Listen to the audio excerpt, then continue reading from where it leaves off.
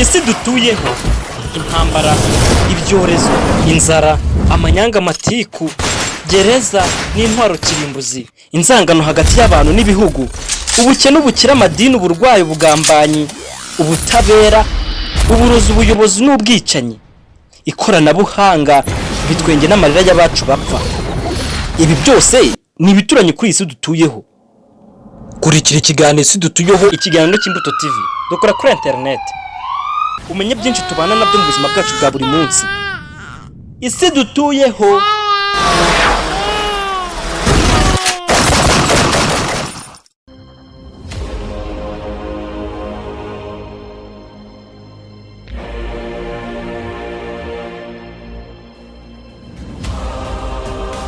Y'amaradiyo, amateleviziyo ndetse n'ibindi bikoresho byose dukoresha ngo tumenye amakuru bitweretse cyangwa se bikatubwira amakuru ajyanye n'intambara cyangwa se aho imitwe yitwaza intwaro yarashe abantu.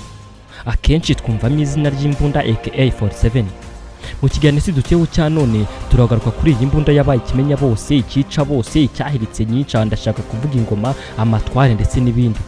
Ndaza no kukubwira umwihariko w'imbunda ya AK-47 mu gihe uyikoresha ari ku rugamba. Ibi ni bimwe muri byinshi tugiye kumenyera muri iki kiganiro. Iki kiganiro giterwa inkunga na UHDSS, Universal High Definition Solution Services.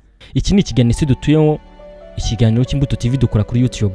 Ni ikiganiro kandi namwe mushobora gutangamo ibitekerezo n'inkunga yo kudushyigikira mubinyujije kuri 0788902758 cyangwa se mukadukurikira ku mbuga nkoranyambaga zacu zitandukanye. Kuri Facebook twitwa Imbuto TV, naho kuri Twitter twitwa Imbuto TV Rwanda. Njye wabategura iki kiganiro kandi ngamagiye kukibagezaho nitwa Fratene Frank Rugwizambuga. Mbahaye ikaze. Nyemerera ngutembereze mu bihe byahise maze nkwibutsa kahise. Aha turi mu mwaka w'1990 mbere y'ikitwa iterambere ikiremwa muntu cyagezeho uyu munsi. Nyibutsa, harya byagutwaraga igihe kingana iki ngo geraho umuyobozi wo ku rwego runaka yabaga ari gukorera? Ikizire se cyo kumusanga kuri biro yabaga arimo arakoreramo cyo cyabaga kingana iki? Ni amabaruwa ngahe wanditse nyamara ntagire ko yaragenewe? Ese urugendo rwo kuva aho wari utuye ugeraho ikinyabiziga gitwara abagenzi rusange rwabaga rungana iki? Twibutse, ngaho tubwira icyo mwasabwaga kugira ngo mubashe kubona ibyibanze nk'ibikorwa remezo, amazi meza, umuriro w'amashanyarazi, imihanda, amavuriro, amashuri ndetse n'amasoko.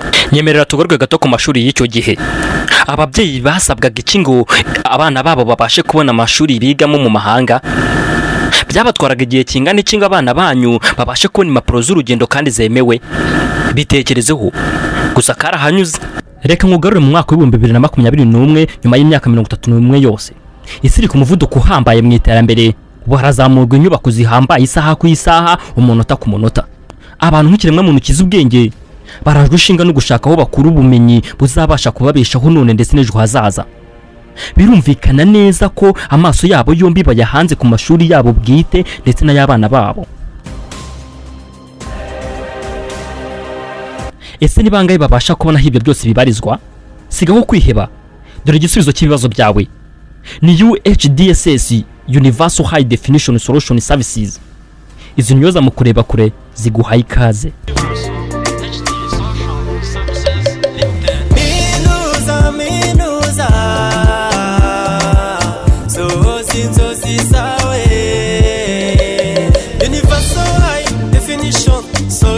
Services Limited. Iki ni ikigo mpuzamahanga gifasha abana kujya kwiga mu bihugu byo hanze mu mahanga. Iki kigo kandi gifasha abantu muri career counseling, admission guidance, pre-visa application services, visa application ndetse bafasha n'abantu kubona amatike y'indege ndetse na insurance.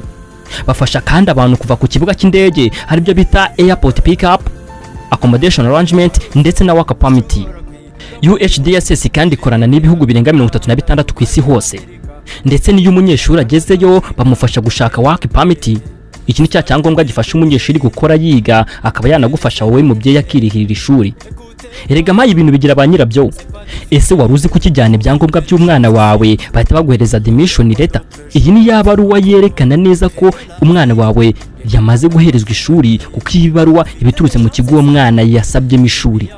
Si ibyo gusa kandi UHDSS ifasha abantu kujya gukorera hanze haba muri Europe, Amerika ndetse no muri Canada. Icyo gihe baguha working permit, ariko rwa rupapuro ruturuka mu kigo cy'igihugu gishinzwe abakozi cyerekana neza ko wemerewe gukora muri icyo gihugu.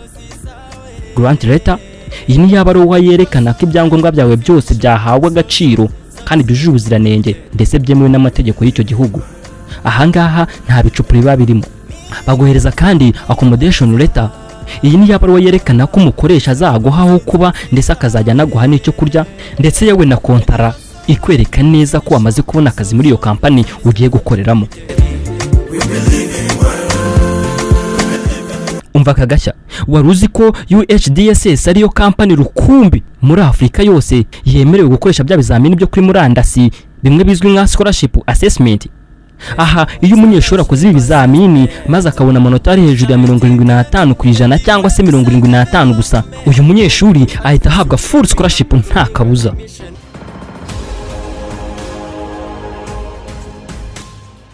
Kuri isi dutuyeho, iterambere n'umuvandimwe n'indwara ndetse n'ibyorezo. Ufite uburwayi bwakuzengereje ku buryo hano utuye nta buvuzi utagannye. Iki nicyo gihe ngo UHDSS igufashe kujya kwivuriza hanze kuva ubonanye na muganga kugeza ufashe rutemikirere ugarutse mu gihugu cyawe. Inkuru mbariranira tuba. Aha ndabizi neza ko watangiye kwibaza aho wakura UHDSS cyangwa se uko wabavugisha.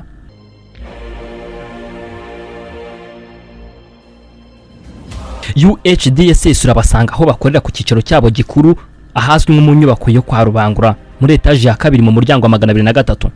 Gusa wanabasanga ku mashami yabo mu ntara nk'ihuye ndetse no hanze y'igihugu aho bakorera mu Burundi ndetse no muri Malawi. Bahamagara kuri nimero zabo za telefone zikurikira arizo 0788 94 1631 cyangwa se kuri 0788 38 7533. Wanabasura kandi ku rubuga rwabo rwa murandasi arirwo YICA/universalhdss.com. Mubyeyi, ubu murage ku mwana wawe ntibikira amasambu, imisozi, amashyamba cyangwa se ibiyaga n'ibishanga. Ahubwo ubu raga umwana wawe ishuri arikuremo ubumenyi kandi mureberere yige aho abafite ubumenyi n'ubwenge babukuye. Universal HD Solution Services, we believe in work.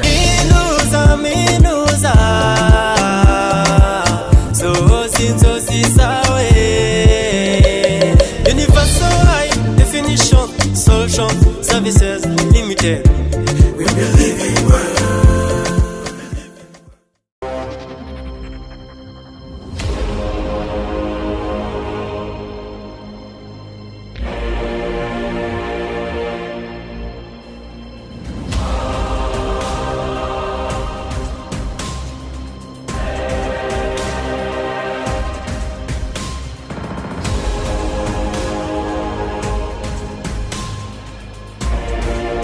Mikhail Kalashnikov ni Umurusiya y'ubu ukomoka muri Siberia.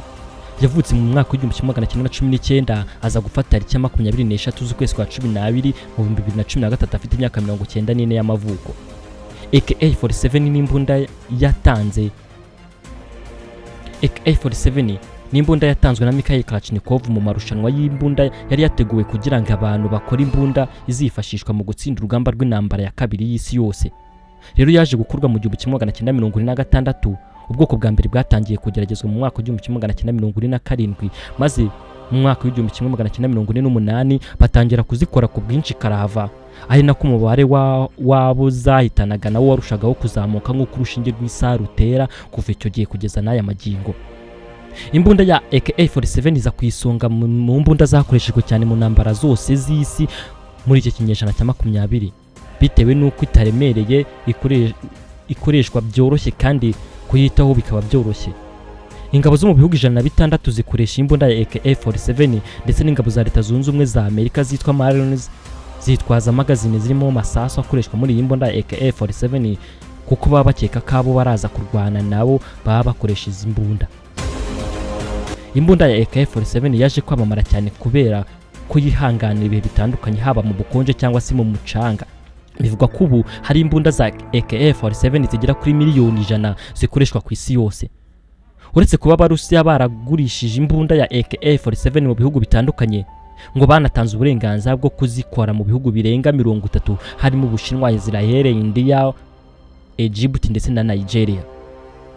Imbunda ya AK-47 yakunzwe cyane ku buryo hari ibihugu byayishyize mu ibendera ryabyo nk'intwaro yakoreshejwe mu kurwanya abakoloni. Amabendera y'igihugu cya Mozambique, Zimbabwe, Burkina Faso, East Timor agaragaramo iyi mbunda ya AK-47 nyuma yuko abatuye ibi bihugu batsinze abari barabakolonije.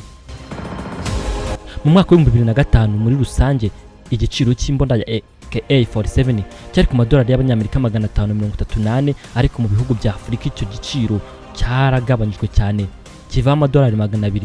Ubwo bisobanuye ko iyi mbunda ya AK-47 yasigaye igura amadolari 338 y'abanyamerika.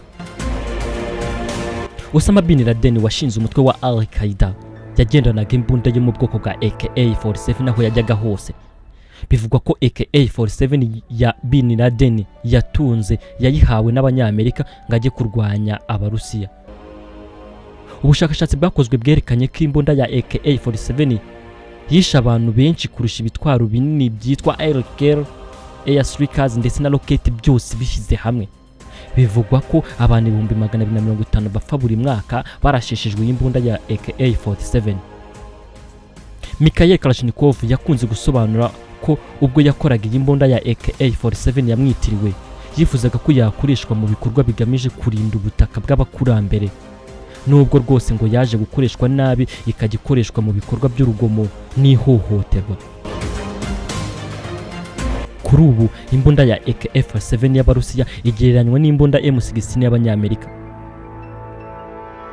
Dore impamvu imbunda ya AK-47 yakozwe na Mikhail Kalashnikov ishinjwa kuba ku isonga mu ihirikwa ry'ingoma nyinshi ku mugabane wa Afurika. Imbunda ya AK-47 ni intwaro yabaye mu makimbirane yose ku mugabane wa Afurika kuva mu 1950. Ubwamamare bwa AK-47 bwerekanwe muri filime ya Nicholas Cage yiswe Lord of War. Ni imbunda yahiswemo n'inyeshyamba abakora iterabwoba, abacuruzi b'ibiyobyabwenge, abajura, abarushimusi, abicanyi b'abacancuro ndetse n'abandi benshi batandukanye. Iyi mbunda idasanzwe yabonye kuzamuka no kugwa kw'ingoma, amatware, abanyagitugu n'ibihugu muri Afurika kuva mu majyaruguru kugera mu majyepfo y'ubugabane wa Afurika. Mu by'ukuri muri Afurika umuntu wese yarayumvise kandi ifatwa nk'ikimenyetso cyo kwirwanaho, gukandamiza cyangwa se kwibohora bitewe n'uyifashe mu biganza. AK-47 yabonye intambara kuva mu mijyi kugera mu mashyamba ya Afurika yo hagati, mu butayu bwo mu majyaruguru ya Afurika kugera mu mukenke wo muri Afurika y'Amajyepfo. Uwahoze ari perezida wa Misiri Anwar Sadat yicishijwe iyi mbunda ya AK-47 yarifashwe n'indwanya ya jihad. Perezida wa Uganda Idi Amin Dada yigize perezida ku ngufu nyuma yo guha ingabo ze AK-47. Amahanga yararwanye n'andi kuri ruhande rukoresha AK-47 y'umugabo Kalashnikov. Ingabo nyinshi zo muri Afurika zidafite amikoro, AK-47 niyo mahitamo meza. Ushobora kwibaza rero igituma iyi mbunda yararushijeho kwamamara muri Afurika kurusha izindi mbunda ntoya. Urubuga African Military Blog rukunze kwandika ku nkuru za gisirikare cyo muri Afurika rwavuganye n'abantu bamwe bakoresha iyi mbunda baruhishurira ibanga ry'iyi mbunda. Sergeant Ibrahim ubarizwa muri bato ya 77 y'ingabo zirwanira ku butaka muri diviziyo ya 2 y'igisirikare cya Uganda UPDF yagize ati AK-47 iroroshye cyane kuyikoresha kandi ishobora kwihanganira gufatwa nabi mu gihe cyo kurwana cyangwa se mu myitozo. Biba bigoye ku zindi mbunda, ariko AK-47 ishobora kubyihanganira byose. Nanone yakozwe kugira ngo yizerwe kandi byorohe kuyisana. Abasirikare bamwe ntago baba bafite ikinyabupfura kingana cyo kumenya gufata neza imbunda, bityo bikazitera kwangirika imburagihe. Ariko AK-47 irakomeye cyane ku buryo niyo yabira ahantu hari umwanda yo ikomeza gukora kandi igakora neza. Uburyo ikora buroroshye kuko ntago ipfa gukwama mu gihe irimo irakoreshwa cyane cyane nko ku rugamba. Ibi rero biha AK-47 ubuzima n'uburambe bwo kumara byibuze imyaka 40 yose mu gihe yabifashwe neza. Kaporali Henech Emmanuel wo mu mutwe wa Mobile Police Force MOPOL mu gipolisi cya Nigeria nawe yagize ati kuva nahabwa imbunda ya AK-47 ntabwo nagize ikibazo cyo kuyikoresha. Nge hamwe na unit yanjye tumaze imyaka irenga 6 dukoresha izo twahawe, nyamara ziracyakora neza kandi zimeze neza nazo ubwazo. Hano ku isi hari imbunda zigera kuri miliyoni 75 za AK-47 ndetse n'ubundi bwoko bwa Kalashnikov bugera kuri miliyoni 200 ku isi yose, aho buri muntu umwe mu bantu 35 abayifite nk'uko byatangajwe na Mikhail wanditse igitabo cye yise AK-47 The Story of the People's Gun. Ugenekereje mu Kinyarwanda uyu mutwe w'igitabo yagize ati AK-47 inkuru y'imbunda y'abaturage. Bivuga ko ku isi hari imbunda nyinshi za Kalashnikov cyangwa se ubwoko butandukanye bwazo kurusha ubw'izindi mbunda zose zo kugaba ibitero zose uziteranyije. Ibihugu bisaga 50 ku isi byikoreza imbunda haba mu nzira zemewe n'amategeko cyangwa se mu zindi nzira zinyuranyije nayo, birimo nk'Ubushinwa buza ku isonga mu gukora ubwoko bwa AK-56. Mu mwaka wa 2005 umwanditsi w'igitabo Illicit Moise Nayem yatangaje ko umudugudu umwe wo muri Kenya AK-47 yaguraga inka 15 mu 1986. Mu mwaka wa 2005 nyuma y'imyaka 19 gusa igiciro cyaraguye cyane kigera ku nkenye gusa. Twababwira ko mwimurika ry'intwaro ryo mu mwaka ushize mu 2020 AMI 2020 Expo riherutse kubera i Moscow mu Burusiya, uruganda rwa Kalashnikov rwamuritse ubwoko bushya bwitwa AK-19. Abafite ababo bazize imbunda ya AK-47 ya Mikhail Kalashnikov mukomeze kwihangana.